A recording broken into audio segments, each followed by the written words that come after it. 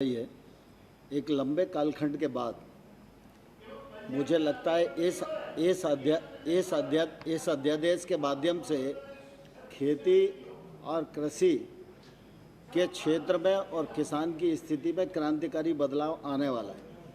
जहाँ तक कानून बनाने की शक्ति है, उस मामले में मैं सदन को अवगत कराना चाहता हूँ कि संघ सूची की प्रविष्टि 42 में अंतर्राज्य वाणिज्य एवं व्यापार का उल्लेख है। इसका अर्थ यह है किसी भी वस्तु सेवा के अंतर्राज्य व्यापार के संबंध में कानून बनाने का अधिकार संघ शासन को है और इसमें कृषि उत्पाद भी सम्मिलित है। दूसरा, मैं यह आग्रह करना चाहता हूँ सदन को, माननीय अध्यक्ष जी, आपके माध्यम से कि अभी जो वर्तमान व्यवस्था है उसमें कृषक अपना उत्पाद पैदा करता है और वो मंडी में लाता है। मंडी में जब तक वो लाता है तब तक उसके ऊपर मंडी फीस है, दुनिया भर के कानून है, उसका जो परिवहन का खर्चा है और मंडी में 10 लोग, 20 लोग, 25 लोग बोली लगा के उसके उत्पादन की कीमत को तय कर देते हैं। अब अगर ये अध्यादेश अधिनियमित हो जाएगा तो निश्चित रूप से किसान को इस बंधन से मुक्ति मिलेगी।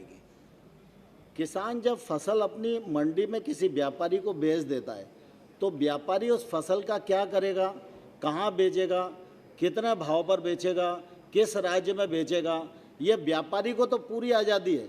लेकिन किसान जो देश का सबसे बड़ा उत्पादन करता है उसको अपने उत्पादन का बेचने का मूल्य तय करने का, स्थान तय करने का, कैसे बेचेगा ये तय करने का आज तक अधिकार नहीं था। मैं समझता हूँ इस अध्यादेश के माध्यम से ये आज़ादी पूरे देश को मिलने वाली है। मैं आपके माध्यम से माननीय अध्यक्ष महोदय देश भर के किसानों को, राजनीतिक दल के नेताओं को, सभी को ये आग्रह करना चाहता हूँ कि यह जो अध्यादेश है जिसको आज संसद में प्रस्तुत किया जा रहा है, इससे एपीएमसी एक्ट पर कोई फर्क नहीं पड़ेगा। राज्य अगर चाहेगा तो मंडियाँ चलेगी, राज्य का अपना एक्ट है।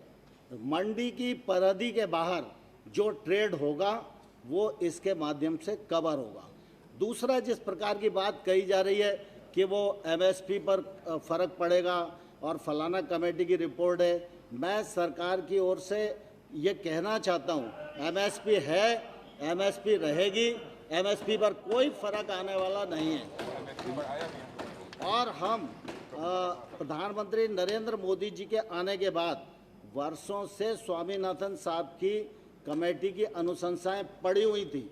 उन 201 अनुशंसाओं में से भारत सरकार ने मोदी जी के नेतृत्व में 200 अनुशंसाओं पर अमल किया और जो एमएसपी थी उस पर भी 50% मुनाफा जोड़कर रबी और खरीफ की एमएसपी घोषित की जा रही है।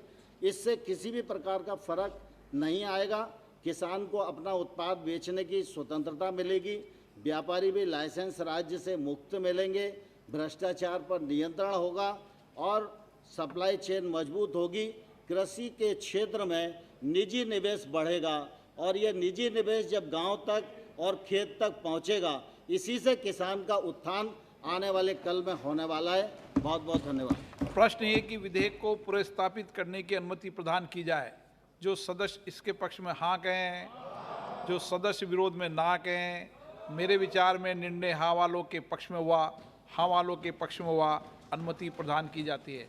माननीय मंत्री जी, अब विधेयक पुनर्स्थापित करें। विधेयक पुनर्स्थापित करता हूँ।